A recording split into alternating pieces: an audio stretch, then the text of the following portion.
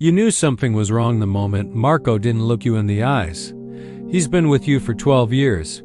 He's watched you rise from a collector to a territory head. He's cleaned blood off your jacket. He's taken bullets meant for you. Marco doesn't avoid eye contact, but tonight he did. It was supposed to be routine. Late meeting, warehouse, quarterly numbers, expansion talk. The boss stood at the head of the table like always. Calm, measured, unemotional. You delivered your reports. Revenue stable. Territory secure. No internal disputes. Everything clean. Too clean, the boss nodded. Good work, he said. But he didn't smile. He didn't even blink longer than usual. He just said, "We'll speak later." That's when the shift began. After the meeting, men lingered. You stayed behind to talk strategy with Marco. That's when you noticed the change. The room emptied faster than usual. Conversation stopped when you approached. Two captains left through the back door instead of the front. That never happens. Then Marco's phone buzzed. He checked it. His jaw tightened slightly. "Everything good?" you asked. "Yeah." You know Marco's lying. You always know. His left thumb presses deep into his palm whenever he's hiding something, a tell he thinks is subtle. He just did it. "Who was that?" you asked, your voice a calm, even surface over churning water. "Wrong number," he replied, and the thumb pressed again. Another lie. You didn't push. Not there, not in the open where anyone could see. Paranoia, when spoken too early, just makes a leader look unstable. And unstable leaders? They get replaced. So you let it go for now? The drive home was slower than usual, your eyes flicking between the road and the mirrors. It wasn't rivals you were watching for. You could handle rivals. They attack loudly with predictable force. This feeling was different. It was the chill of internal movement, the kind that happens in whispers and shadows. Rivals are a storm you can see coming. Internal threats are a cancer. They grow quietly until it's too late. The silence in the car felt heavy, each shadow on the roadside a potential threat. At 2:17 a.m., the darkness of your room was shattered by your phone ringing. A private number. Your first instinct was to ignore it, let it go to voicemail. But a deeper, older instinct, the one that had kept you alive this long, forced your hand. You answered. The line was silent for a beat, then you heard it. Just breathing. Soft, deliberate. A voice you didn't recognize finally broke the tension. You weren't supposed to pick up. The words were a shard of ice down your spine. You kept your own voice steady, a skill honed over years of crisis. Who is this? Silence again. The seconds stretched, each one a lifetime. Then the voice returned, low and urgent.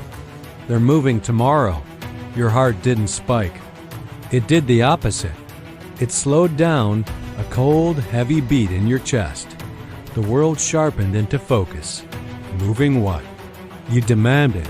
The reply was a single devastating word. You. And then the line went dead. You sat there in the dark for a long time, the phone still pressed to your ear. Not panicking. Calculating. This could be a trap. A rival trying to destabilize you, make you act rashly. Or it could be a genuine warning. A single thread of loyalty in a web of deceit. The quiet of the house was no longer peaceful, it was predatory. The game had just changed, and the first move was now yours. What would you do? Let me know your next move in the comments, and don't forget to subscribe for the next chapter. Thanks for watching. It could be real. If it's real, there's only one man who can authorize movement on you. The boss. You replay the night in your head, his tone, his pause. The way he said, "We'll speak later." Was that dismissal or final courtesy? At 3:02 a.m., you text Marco. "Come over." No reply. That's when it becomes serious. Marco always replies. You don't wait. You grab your jacket, your sidearm, and drive to his place. The lights are on, but no one answers. You try the door. Unlocked. Wrong. Marco never leaves doors unlocked. You step inside slowly. No signs of struggle. Kitchen light on. Phone on table, but Marco's gone. You check the bathroom. Bedroom. Nothing. Then you notice something small. A glass of water. Half full, and condensation still sliding down the side. He left recently, or he was taken recently.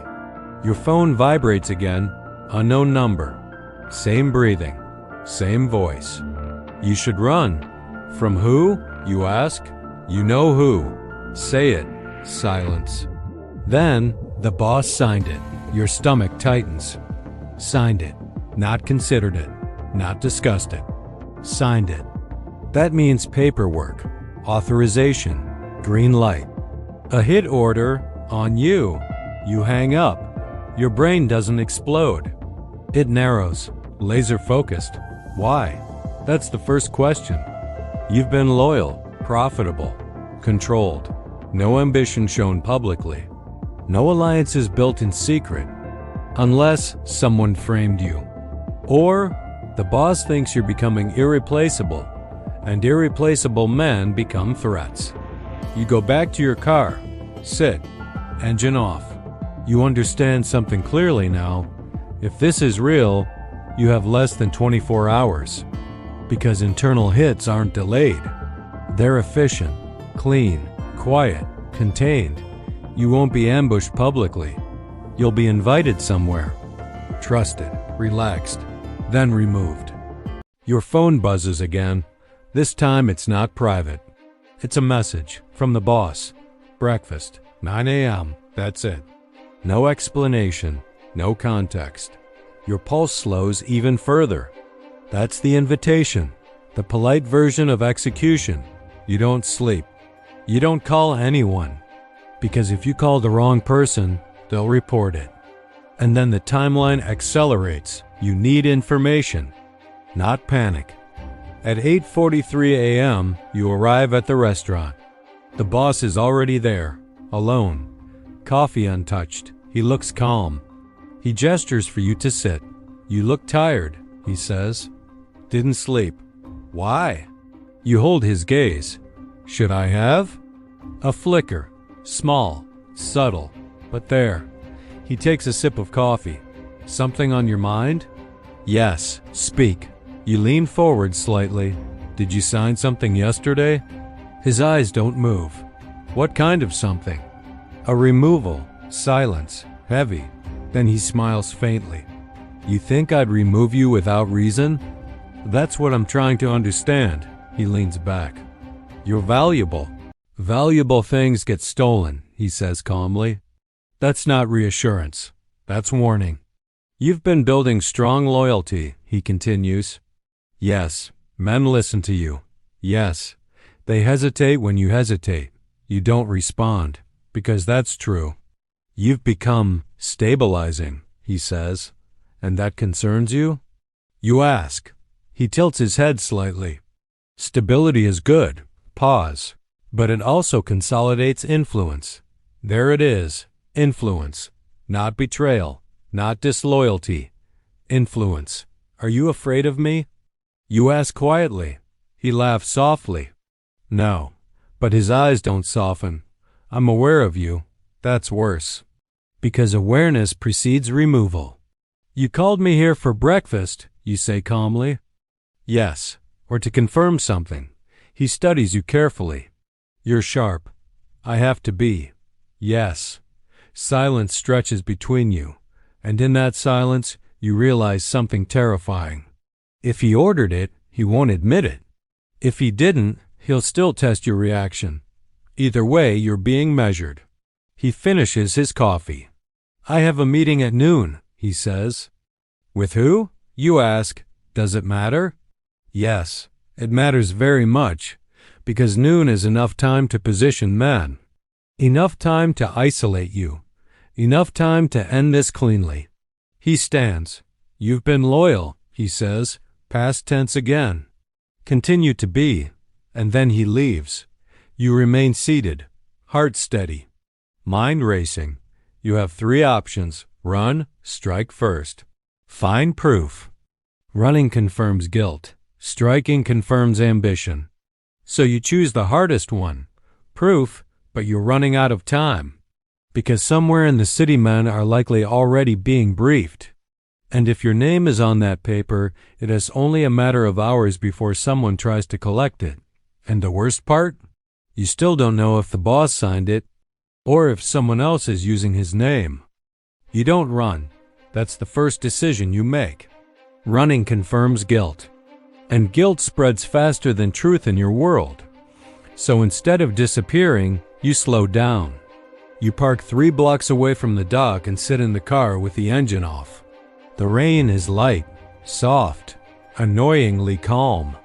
Your phone buzzes again. Vargas. Boss expects you, not asks.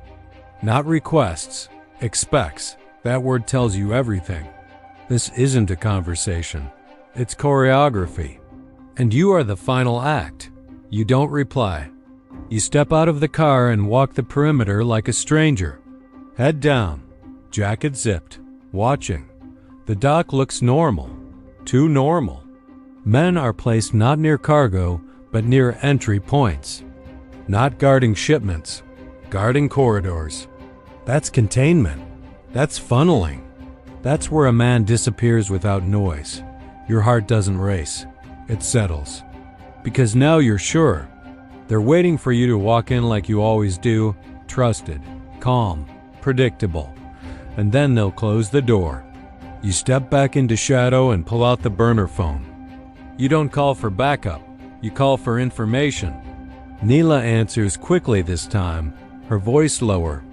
I wasn't going to call back, she says. Why? Because what I found isn't small. Say it. There was a coded dispatch this morning. What kind? Special pickup. No public record. Routed through private channels. Your stomach tightens. Destination? A clinic. You go still. A clinic means someone is injured.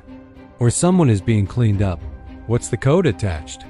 You ask. There's hesitation. Then she says, old friend. You close your eyes.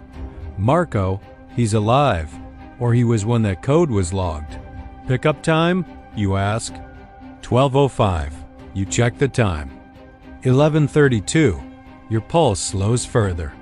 Because now you understand something. This isn't about killing you immediately. This is about isolating you, using Marco as leverage. And the boss's noon meeting suddenly looks less abstract. You hang up and drive. Not fast, never fast. You park across from the clinic and watch. At 11:58, Vargas arrives, alone. That's important. At 12:04, the boss's driver arrives. Not the boss. Just the driver. Distance. Deniability. Then 2 men exit the clinic pushing a stretcher. The sheet slips slightly. You see a wristwatch. Marco's. Bruised. Bandaged. Alive. Your jaw tightens. So this is pressure. Marco isn't dead. He's bait. Vargas walks beside the stretcher like he owns the moment.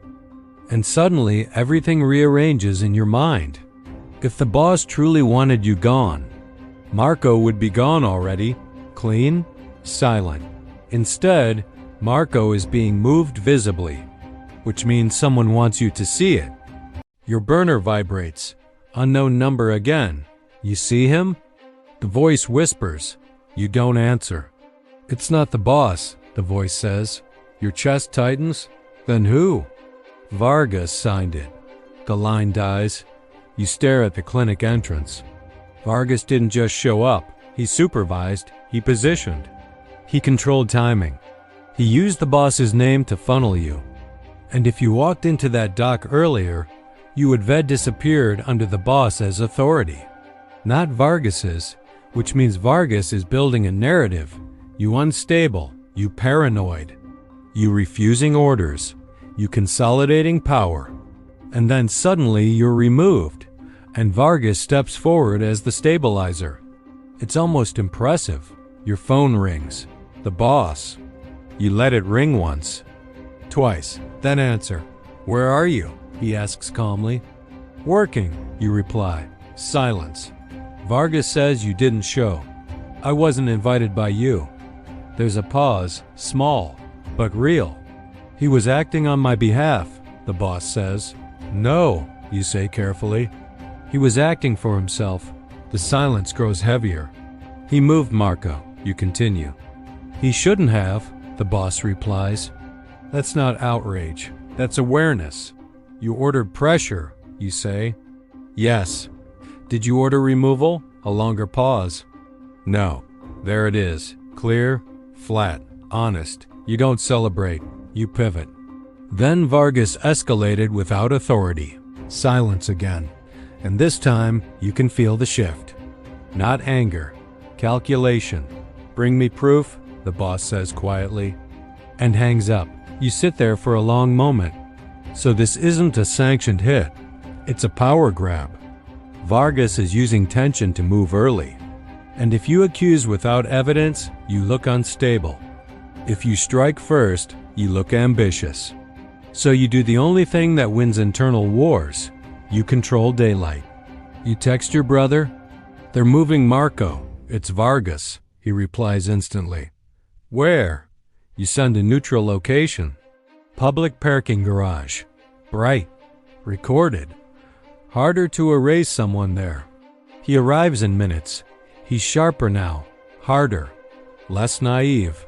Marco's alive? He asks. Yes. And Vargas? Moving pieces. He clenches his jaw. Then we go. No. He stops. What? We don't react. We reveal. He stares at you. You're letting him move Marco. I'm letting him expose himself. The words taste like ash. Because you know Marco is suffering right now, and part of you wants to storm the clinic. But emotion is what Vargas expects. And you don't give opponents what they expect. We set a meeting, you say. With who? He asks. With Vargas. And the boss? Present. Your brother studies you. He won't show. He will, you reply. Because if I accuse in daylight, in front of captains, and I'm wrong, I'm finished. And if you're right, then Vargas is. Your brother nods slowly. And Marco? He lives long enough to testify. Your brother exhales hard. This is the first time he sees what leadership really costs. Not bullets. Not shouting. Delay. Control. Sacrifice of immediate relief for strategic stability. Your phone buzzes again. Vargas. Boss wants you tonight. Private. You look at the message and smile slightly. Private. Of course. He still thinks you're isolated. Still thinks you're cornered. Still thinks you don't see the stage he built. You reply, I'll be there. Then you look at your brother. Not alone, you add quietly. The rain has stopped.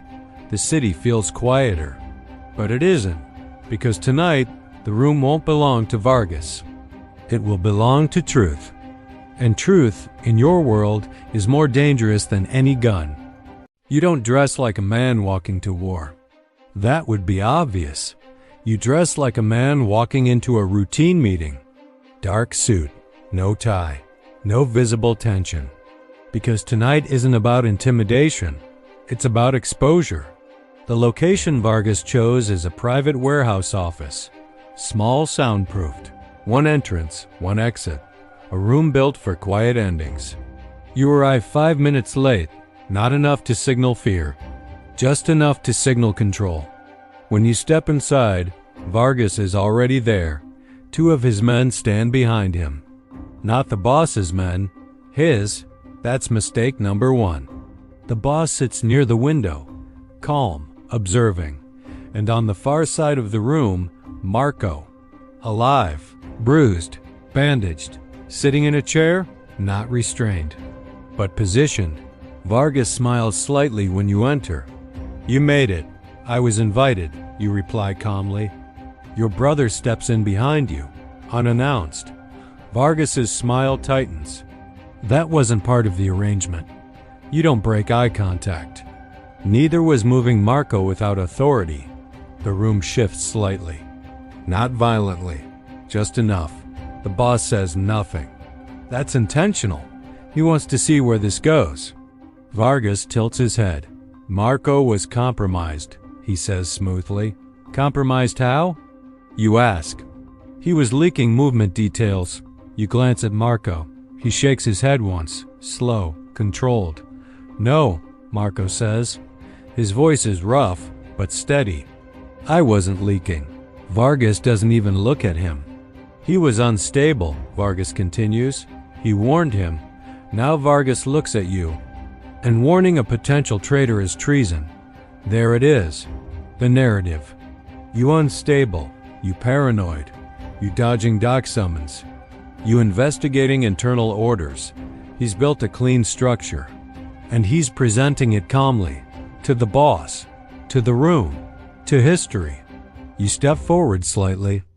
You moved him to a clinic, you say. Yes. You logged it as old friend. Vargas's eyes flicker for half a second. Small. But there. You accessed internal logs? He asks. No, you reply. I observe patterns. The boss finally speaks. Continue. Not to Vargas. To you. You nod once. You set a doc funnel this morning, you say. You think you're safe. You think you've earned your place, but in our world, every moment is a test. And the man at the top, the boss, he's always watching. The room was heavy with unspoken threats. My rival, Vargas, stood across from me. Our boss sat between us, a silent judge. The accusation was simple. I was consolidating power, getting too big for my own good.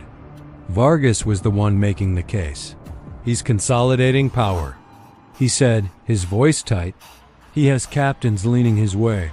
I didn't get angry. I didn't shout. I simply replied, that's leadership. Vargas shot back. That's succession. And there it was. The real fear. The word that hangs in the air like smoke. He claimed I was ignoring the boss's orders, dodging his summons. The boss looked at me. Did you?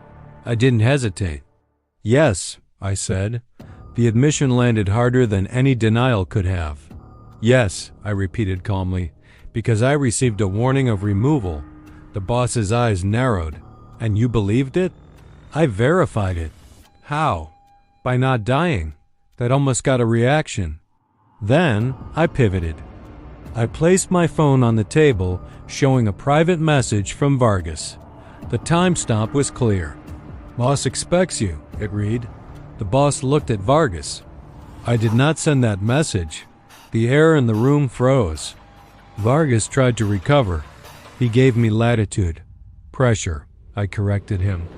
Not removal. Vargas made one last desperate move. He accused me of moving against the boss, of planning to take over. The boss looked at me, his gaze unreadable. Did you plan to move against me? No. Did you plan to consolidate singular control? No. Would you have? I held his gaze. No. Not a flicker of doubt. Just the truth. The boss finally stood. The decision had been made. He walked to the center of the room. I ordered pressure, he said, his voice calm but final. He looked at me. I wanted to see if you would fracture. You did not. Then he turned to Vargas. I did not order removal. You moved without clarity. Vargas tried to argue. I moved for survival. The boss just nodded slowly. Yes, he reached into his jacket. Not for a gun, but for a folded piece of paper. He handed it to Vargas. Your removal, he said. The room went cold. Security escorted Vargas out. He wasn't dead, but he was finished. The boss looked at me. You see why I apply pressure? He asked. To prevent comfort. Comfort breeds ambition. I held his gaze. Ambition isn't disloyalty, he agreed. But unmanaged ambition is. You handled it correctly. And with that, he left. No celebration, no congratulations. Just an exit. Later that night, sitting alone in the dark, I understood. The boss never ordered my death. He ordered tension. He created a storm to see who would break first. Vargas cracked. I didn't. But this wasn't a victory. It was just passing one round. My phone buzzed. A message from the boss. 2 words. Stay sharp. He wasn't trying to kill me. He was trying to harden me. Because one day, he will step back. And when he does, the pressure won't just come from inside our circle. It will come from everywhere. And tonight proved one thing. I'm not ready to die, but I am ready to lead. Thanks for watching. Follow for more stories from the shadows. Stripped. Finished. The room exhales slowly. Marco leans back. Your brother watches you. The boss looks at you for a long moment. You see why I apply pressure? He asks. Yes. To prevent comfort. Yes. You were close to comfort. You nod once. And comfort breeds ambition. You hold his gaze. Ambition isn't disloyalty. No, he agrees. But unmanaged ambition is. Silence settles again. Then the boss says something unexpected. You handled it correctly. You don't respond, because approval is temporary. But survival tonight was permanent. Marco stands slowly. You going to kill me for doubting? He asks quietly. The boss shakes his head slightly. No, he looks at you. Keep your house tight. Then he leaves, just like that. No ceremony, no handshake. No celebration. Just exit. You stand there in the quiet. Your brother steps closer. You were calm, he says. I was scared, you reply. You didn't look it. That's the job. Marco approaches slowly. Sorry, he says. For what? For believing him. You shake your head. You were under pressure. Marco nods. You weren't. You don't answer. Because that's not true. You were. You just didn't show it. Later that night, alone in your office, you sit in the dark. The city lights flicker outside. You understand something clearly now. The boss never ordered your death. He ordered tension. To see who cracked first. Vargas cracked. You didn't, but that doesn't mean you're safe. It means you passed this round. And in your world, there's always another round. Your phone buzzes. A message from the boss. 1 sentence. Stay sharp. You look at the city again. And you understand the real truth. He didn't try to kill you. He tried to harden you. Because one day he will step back. And when he does, the pressure won't come from inside. It will come from everywhere. And tonight proved one thing. You're not ready to die. But you are ready to lead.